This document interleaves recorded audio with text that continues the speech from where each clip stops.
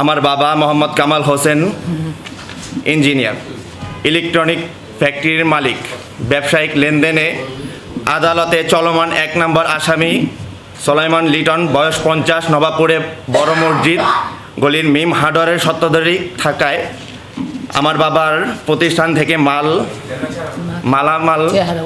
মালামাল নেওয়ার বাবদ 41,66,280 টাকা পাওনা ছিল।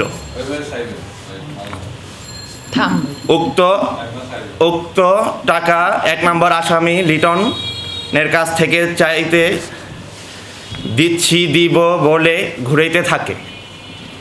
পরবর্তী কেরানীগঞ্জ মডেল থানায় স্থানীয় লিটন চেয়ারম্যানের অফিসে দফায় দফায় সালিশ বিচার করা। উক্ত সালিশ বিচারে সোলাইমান লিটনের থেকে টাকা চাইলে পরিশোধ করিবেন বলে মৌলিক অঙ্গীকারে জবানবন্দি দেয়।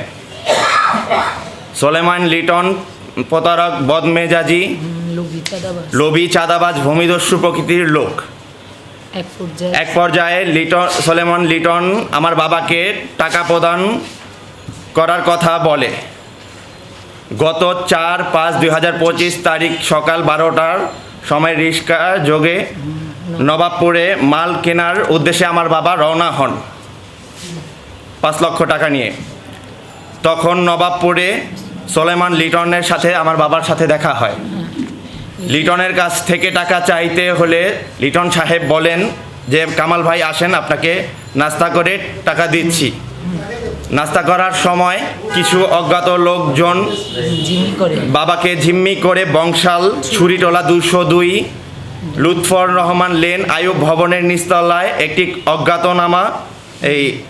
অপরিচিত অজ্ঞাতনামা কিছু লোক 10-15 জন খারাপ প্রকৃতির লোক আমার বাবাকে প্রাণনাশীর হুমকি দিয়ে পিস্তল ঠেকিয়ে মাথায় 5 লক্ষ টাকা তো নিয়ে যায় এবং আমার বাবার কেরানীগঞ্জে ভাগনা মুসলিমবাগে আমাদের রেজিস্ট্রিকৃত 2.5 জায়গা, যাহার দাগ CS ও SA 313 এবং RS 340, যাহার নামজারি যোগ নম্বর 2025 1,10,10 সম্পত্তি পলি বেগমের নাম কমিশন করে রেজিস্ট্রি ও লিটন সহ আসামির ঘটনাস্থল ত্যাগ করেন।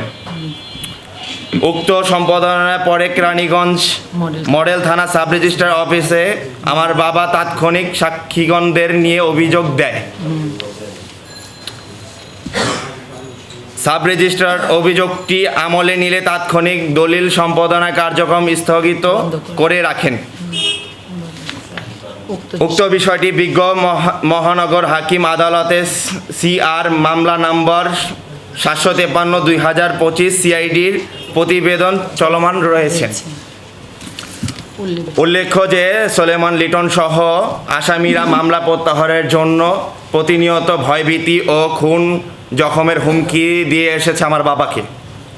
আমরা প্রশাসনের সংশ্লিষ্ট কর্তৃপক্ষের কাছে ন্যায় বিচারের জন্য নিরপেক্ষ তদন্তে সাপেক্ষে বিধি মোতাবেক ও ব্যবস্থা গ্রহণ করার জন্য দাবি জানাই। এটা গেছি আমরা ওই যেদিন আমরা অনেক